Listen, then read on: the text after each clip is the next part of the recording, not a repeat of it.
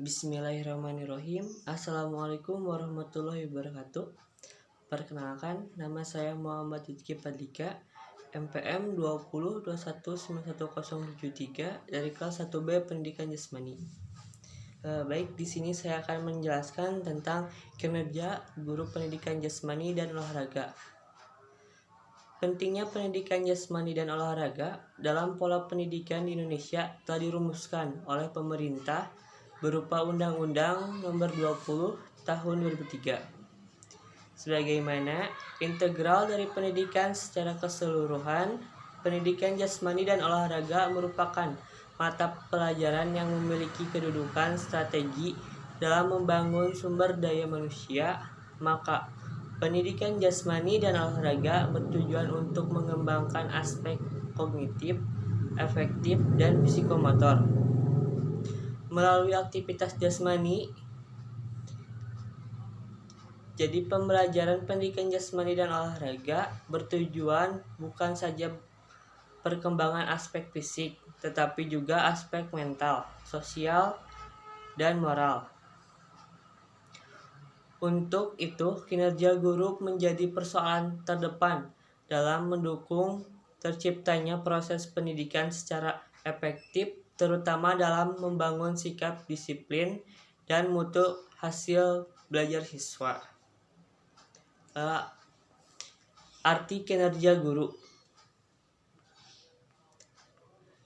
Kinerja ialah hasil kerja dan kemajuan yang telah dicapai seseorang dalam tugasnya, atau bisa juga yang berarti prestasi kerja. Dengan demikian, dapat dikatakan bahwa kinerja adalah pencapaian atau prestasi seseorang yang berkenaan dengan tugas-tugasnya dibebankan kepadanya, atau dengan kata lain, kinerja merupakan hasil kerja seseorang dalam melaksanakan tugasnya. Secara konseptual, kinerja merupakan hasil yang dicapai oleh pegawai sesuai dengan waktu dan berdasarkan standar kerja yang telah ditetapkan. Hasil kerja tersebut dapat dilihat dari kualitas pekerjaannya, kuantitas pekerjaannya, dan ketepatan waktu.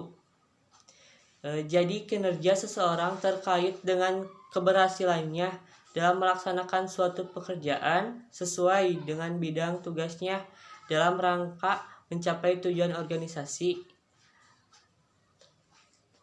Konsep kinerja guru dan manajemen SDM. Kinerja sebagai prestasi yang dapat ditunjukkan oleh karyawan, atau dengan kata lain merupakan hasil yang dicapai dalam melaksanakan tugas-tugas yang dibebankan kepadanya berdasarkan kecepatan, pengalaman, dan kesungguhan serta waktu yang tersedia. Sejalan dengan pendapat tersebut, August W. Smith 1996 menyatakan bahwa kinerja adalah output derived from professor whom or observation. Maksudnya bahwa kinerja merupakan hasil atau output dari suatu proses.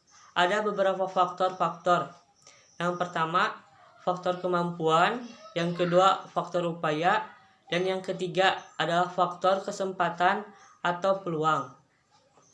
Banyak faktor yang dapat mempengaruhi seseorang untuk mencapai kinerja yang lebih baik. Bahkan kinerja seseorang dapat diketahui dari faktor internal dan eksternal. Faktor yang mempengaruhi pada kinerja guru. Sebagaimana diketahui bersama bahwa aktivitas guru fisik sudah menjadi kebutuhan primer untuk mempertahankan eksistensi manusia sebagai sebuah sistem. Sesuai dengan hak asasi manusia, setiap manusia memiliki hak kebebasan untuk beraktivitas secara fisik.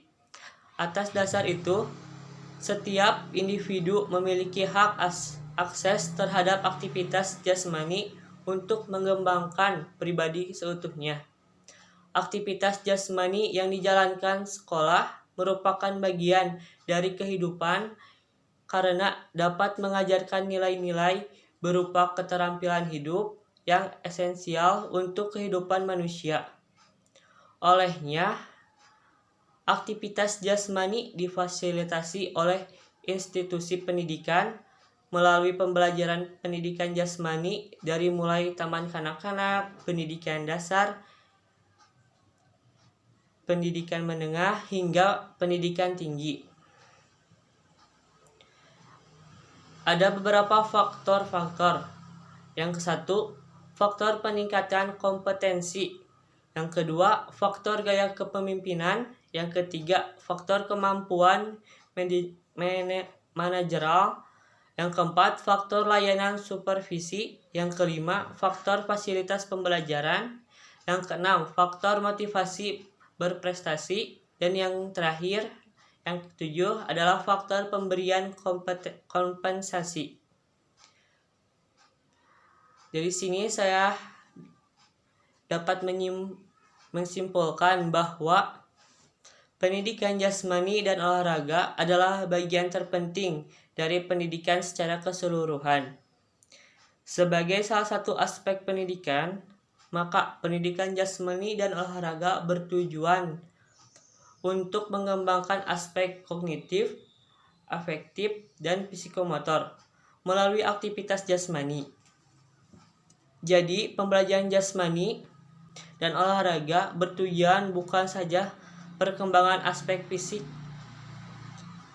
tetapi juga aspek mental, sosial, dan moral.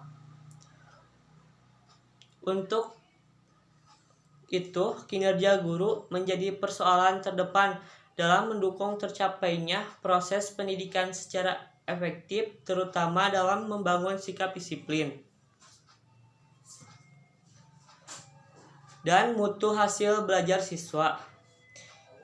Kinerja guru pendidikan jasmani dan olahraga dapat dinyatakan sebagai hasil kerja guru dalam mencapai tugas utamanya, yaitu mendidik, mengajar, membimbing, dan melatih siswa sesuai dengan tugas utama guru. Maka yang terjadi standar kinerja adalah tercapainya pelaksanaan tugas berdasarkan kompetensi yang harus dimiliki oleh seorang guru dalam menjalankan tugasnya sebagai pendidik, pengajar, pembimbing, dan pelatih.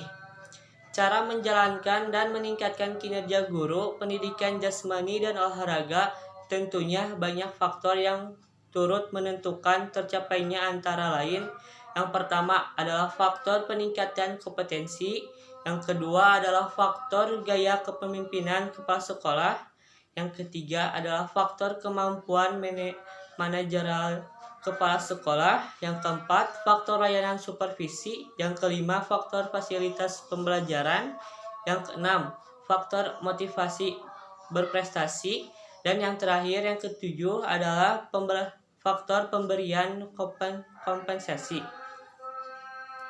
Sekian yang saya dapat jelaskan. Mohon maaf bila ada kekurangan dan kesalahan.